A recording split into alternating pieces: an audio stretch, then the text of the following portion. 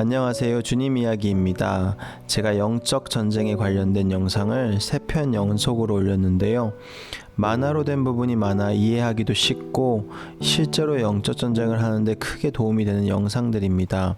그리고 실제로 이 영적 전쟁 영상을 보신 뒤로 이 영적 전쟁을 시작하신 분들이나 또한 이 일들을 시작하신 지 얼마 안 된 분들을 좀 도와드리고 싶은 생각이 들어 이번 영상을 제작하였습니다. 먼저 보고 싶은 영상은 만화로 된 하나님의 창조 역사와 사단에 대한 부분인데요. 영상이 조금 빨리 지나가지만 집중해서 보시면서 영적인 세계에 대한 눈이 더 뜨여지시기를 바랍니다. 먼저 한번 보고 나누면 좋을 것 같네요. Alright, so let's talk about spiritual beings in the story of the Bible. So first thing we have to do is reorient ourselves to how the ancient biblical authors saw the world. On pages 1 and 2 of Genesis, God brings order to a watery wilderness, separating the skies above from the land below. Right, this is Earth, where we live, and then there's the heavens high above, which they saw as God's domain. But in the Bible, these spaces are not separate. They overlap. And in fact, the Garden of Eden is described throughout the Bible as a high mountain garden where heaven and earth are one. Cool. So that's the world. Now it needs some creatures. God first creates and appoints the sun, moon, and stars to rule the day and night. You mean the giant flaming gas balls in the sky? Well, that's how you think about them. But the biblical authors, like all ancient people, saw them as heavenly creatures that are glorious, shining bright, and high above. Which is strange. I don't think of stars as creatures. Well, you don't. But for the biblical authors, the stars formed their categories for thinking and talking about a spiritual reality that exists alongside ours. And it's a different kind of reality, just like the sky is different from the land. And it's populated with creatures that have different kinds of bodies, shiny spiritual bodies. Okay, so almost all ancient cultures thought of the stars as divine beings, including the ancient Israelites. But the biblical authors make clear that these beings are not God. Rather, they're images of God. Their glory and high status is a reflection of the Creator's glory and status, and they exist to serve His purposes. So the stars symbolize beings who are like God's heavenly staff team. Right. Now let's go back, because after God appointed the heavenly host, He also appointed another type of creature. The humans. Yeah, in Hebrew they're called Adam, which sounds like the Hebrew word for dirt because that's what they're made of. So glorious rulers above and hairy sapiens below. But then comes the great twist. God tells the lowly humans that they are to rule all of creation. He invites them to rise above their dirty origins and share in God's glory as His partners. So God wants to rule the world through humans and not the spiritual beings. Exactly. This is how the poet of Psalm 8 understood the stories of Genesis. He looked up at the stars and says, What is humanity that you consider him? You made him lower than the spiritual beings, but crowned him with glory and divine majesty. This is humanity's high calling, to rule creation in the love and power of God. Very cool. But not everyone's happy. We're introduced to a spiritual being who doesn't want humans to rule, so he tricks them into thinking that they can get divine power on their own terms. They're deceived and they take the opportunity. So they're banished from the Eden mountain, exiled to wander the earth and return to the dust. This snake is bad news. Yeah, and as you read on, you discover that he's part of a spiritual rebellion that follows the humans outside of Eden, and things get worse from here. The humans still desire to rule, so they start a new project. Yes, in the Bible, this is called Babylon. It's the anti-Eden, where human and spiritual rebels join together to elevate themselves back to their former glory. And so, with all that in mind, we can now appreciate the full cast of characters that we meet in the biblical story. God, humans, and all of the spiritual beings. So we've been learning about spiritual beings in the Bible, and I still have a lot of questions about the bad ones. Well, great. Let's talk about the Satan and demons in the story of the Bible. So let's start in the beginning. In Genesis 1, God creates a beautiful, ordered reality out of darkness and disorder so that life can flourish. He appoints humans as his representatives to rule over all of it, and 7 times God calls it good. Yeah, I experience that kind of goodness often in the world, in things like beauty and truth, love and generosity. But in Genesis 3, we meet a creature who's in a state of rebellion against his creator. We're not told yet why or how he rebels, but he's on a mission to ruin God's good world for other creatures. this thing is trouble. Yeah, this creature is the Bible's first portrait of evil. It distorts what God has purposed for good, ruining and dragging creation back into darkness and disorder. So the humans join the spiritual rebel, which leads them back into chaos and death. And from this point on, the human rebellion is interwoven with a spiritual rebellion. And the biblical story shows how this happens over and over again. Okay, but wait, we're getting all this from a slithering snake? Well, there are clues in the story that it's more than just a snake. Remember, Eden is a high place where the earth and its creatures overlap with heaven and its creatures. So this snake could be a spiritual being. Well, Genesis 3 points in that direction, and then later biblical authors fill in the picture. Like when the prophet Isaiah has a vision of God's heavenly throne room, he's surrounded and being praised by the spiritual beings. Yeah, these are the cherubim around God's throne. But when Isaiah sees these creatures, he describes them as seraphim, which in Hebrew means snake. So the snake is like a former staff member in God's throne room. So why is he talking to the humans? Well, the prophet Ezekiel understood this figure as a spiritual rebel who didn't want to live under God's wisdom and authority. He wanted to be God. All right, that's the same temptation the snake puts before Adam and Eve. Exactly. He says they could rule the world like God, but by their own wisdom. So they're all kicked out of the garden. Yeah, God says this rebel will now crawl on its belly. Where does it go after this? Well, the biblical authors offer subtle clues where this being is at work behind the scenes, animating division and hatred between humans. They also use a variety of images to describe this being. It's a snake, or a sea dragon, or a dark desert creature, or the king of death in the grave. He's also given many titles, like Tempter, or the Evil One, or the Devil, which in Greek means the slanderer. But his name is Satan, right? Actually, no. Satan is not a name. It's another one of these titles, which is why in Hebrew it has the word the in front of it.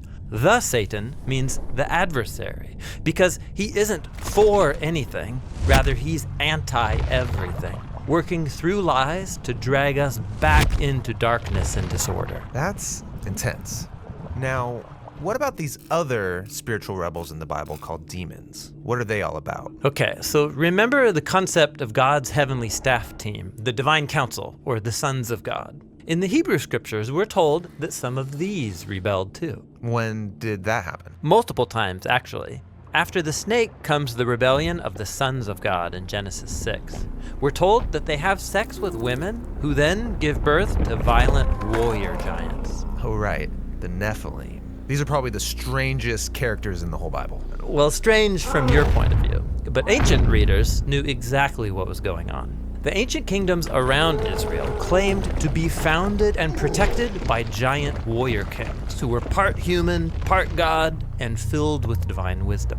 I see. So the biblical authors are saying, hey, those warrior kings, they shouldn't be honored. Right.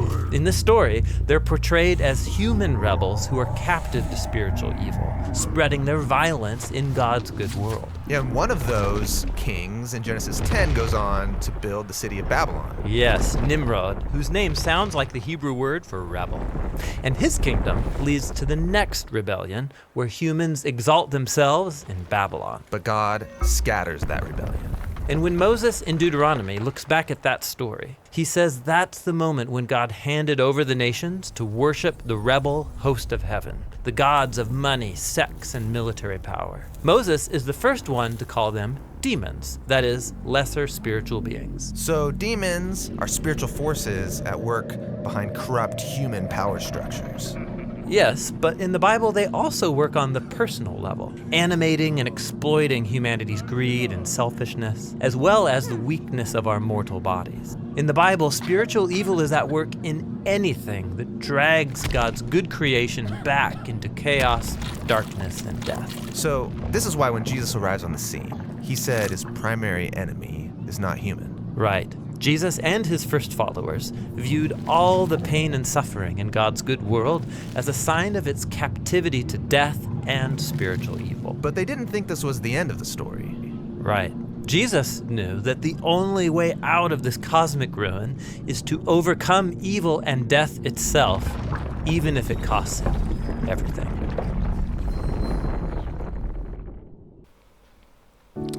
네, 이 내용을 처음 접하시는 분들에게는 조금 어려운 이야기일 수도 있는데요. 만화로 되어 있으니 시간을 들여 두세 번 정도 보시면 완전히 이해가 되실 것입니다. 영상에서 본 것처럼 이 사람들을 조종하는 이 악한 영들과의 전쟁에서 가장 중요한 것은 이 악한 영들이 먼저 존재한다는 것을 명확히 깨닫는 것입니다.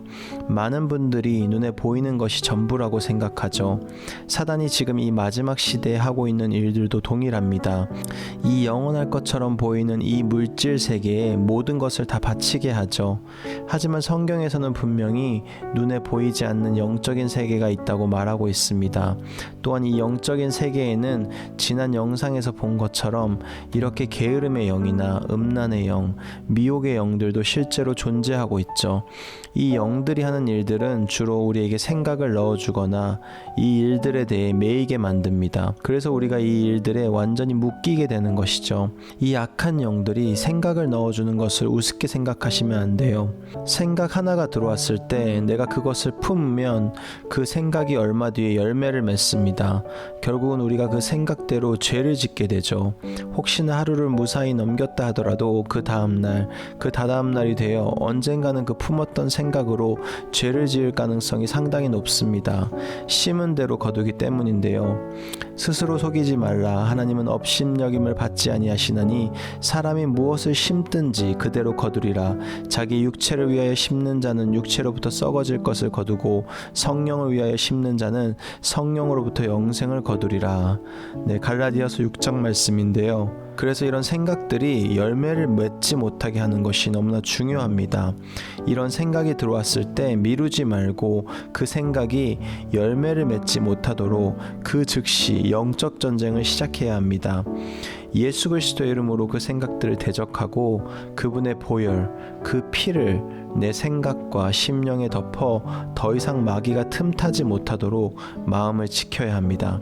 그러므로 너희는 하나님께 복종하라. 마귀를 대적하라. 그리하면 그가 너희에게서 도망하리라. 지금 이 이야기들이 아직도 너무나 피상적으로 들리신다면 지난 시간 영상에 소개해드린 청년처럼 아직까지 영적인 세계와 이 영적 전쟁에 대해 너무나 무지한 상황입니다. 이 영적 전쟁에 대해 실제적인 영상을 하나 더 보고 더 나누길 원합니다.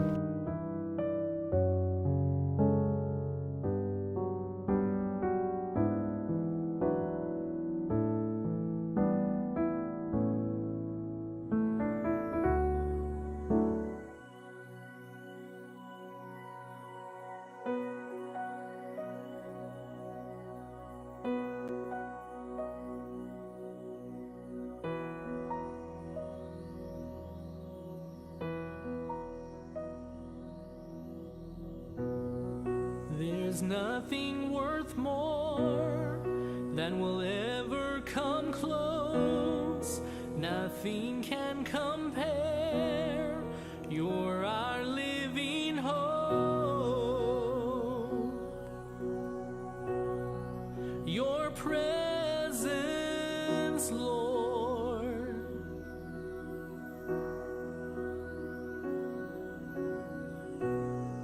I've tasted and seen of the sweetest of loves, and my heart becomes free, and my shame is undone.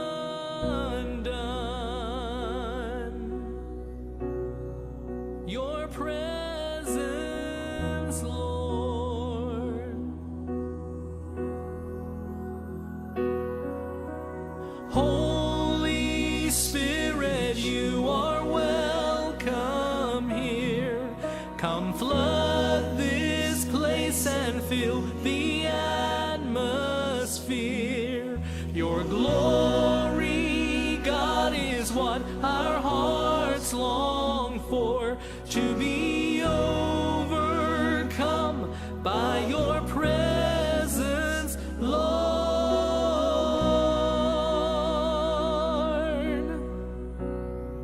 Your presence, Lord.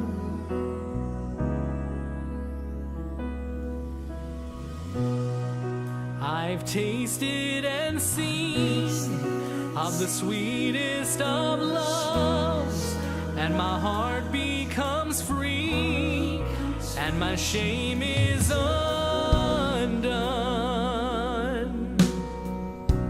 In your presence, Lord, Holy Spirit, you are welcome here. Come flood this place and fill the atmosphere. Your glory, God, is what our hearts long for, to be overcome by your presence, Lord.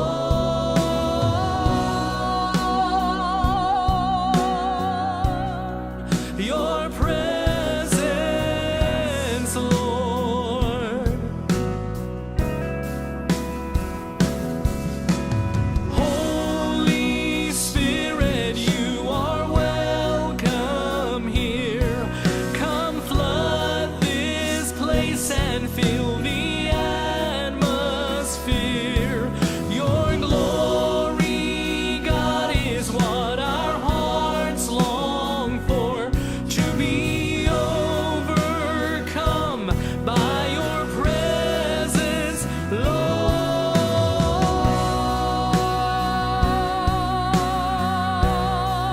Your presence, Lord. Holy Spirit, you are welcome here. Come flood this place and fill the atmosphere. Your glory, God, is what our hearts long for, to be overcome by your presence, Lord.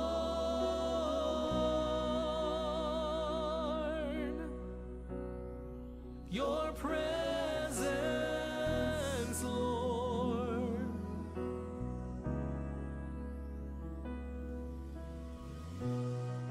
I've tasted and seen of the sweetest of loves, and my heart becomes free, and my shame is undone. In your presence, Lord.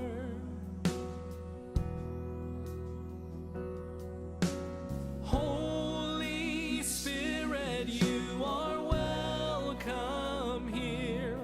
Come flood this place and fill the atmosphere.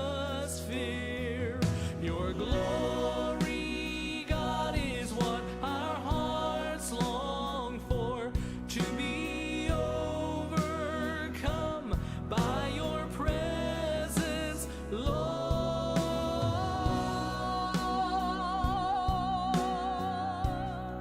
Your presence, Lord.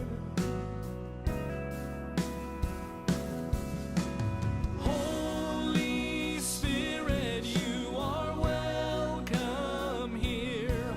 Come flood this place and fill the atmosphere. Your glory, God, is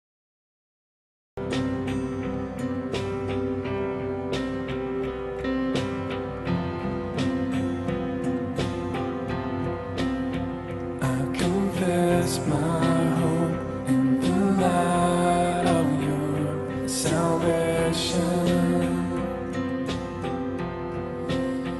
where I lose myself, I will find your lead. See my soul on the Savior's love.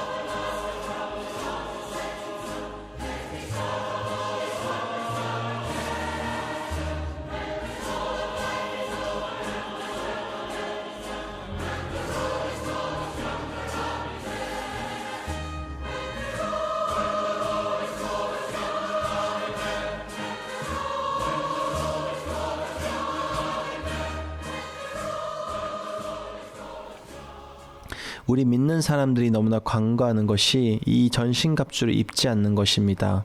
성경에서 명확히 마귀의 관계를 능히 대적하기 위해 하나님의 전신갑주를 입으라고 하는데 우리는 이것을 완전히 무시해버렸습니다. 우리가 보통 전쟁이라고 하면 과거엔 영상에서처럼 칼 방패를 들고 나가 열심히 싸워 살아남는 쪽이 승리하는, 혹은 현대시대엔 총이나 미사일 등을 통해 싸우다가 한쪽에서 항복을 하거나 휴전을 하거나 전멸할 때까지 싸웁니다. 보통 이런 것에 익숙한 우리들은 영적인 전쟁 또한 그럴 것이라고 생각하거나 아니면 그런 게 어딨어 하고 완전히 무시해버리죠. 그래서 사단에게도 잠시 휴전을 혼자 요청하듯 기도하지 않고 사단이 공격해주지 않기를 바라지만 영의 세계에서는 그런 일은 없습니다. 우리가 영적으로 하나님의 전신갑주를 입고 예수님의 보혈의 피를 뿌려 싸우지 않는 순간은 내가 느끼든 느끼지 못하던 매일매일 악한 영들에게 영적인 공격을 당하게 됩니다. 사단이 절대 그대로 내버려 두지 않죠. 그래서 사도 바울도 에베소서에서 책을 마무리하며 마귀의 관계를 능히 대적하기 위하여 하나님의 전신갑주를 입으라라고 이야기합니다. 항상 영적 전쟁의 한복판에 머물던 그는 명확히 영적 전쟁에 대해 이해하고 있었습니다. 우리가 아무리 혼자서 사단과 싸우지 않으려고 해도 우리가 깨어있기를 몸부림치고 있는 중이라면 사단은 절대 우리에게 그런 쉼을 허락해주지 않습니다. 더 맹렬히 공격하죠. 하지만 우리가 믿는다고 하는 교인들이 교회는 다니지만 정말 주님을 찾거나 회개하지 않고 매일 반복되는 죄를 지으며 육신이 원하는 대로 그냥 동일하게 살아간다면 그런 자에게는 거의 영적 전쟁이 없습니다. 사단이 굳이 그런 사람들을 건드릴 이유가 없죠.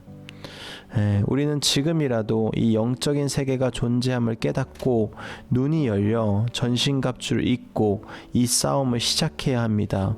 주님의 오심이 정말 얼마 남지 않았는데 너무나 많은 사람들이 완전히 잠들어 있습니다. 주님의 신부들이 기름을 준비하지 않고 자고 있습니다. 지금이라도 더 늦기 전에 깨어나야 하는데 너무나 안타깝게 주님의 마음이 들리지 않는지 다 잠들어 있습니다. 더 늦기 전에 한 영혼이라도 깨어나길 간절히 바랍니다. 이제라도 늦지 않았으니 꼭 영적 전쟁을 시작하세요. 우선 그 한 걸음이 중요하고 영상의 데이빗처럼 우리가 주님의 음성에 순종하고 그 걸음을 걸을 때 주님이 천군 천사를 붙여주시고 도움의 손길들을 붙여주십니다.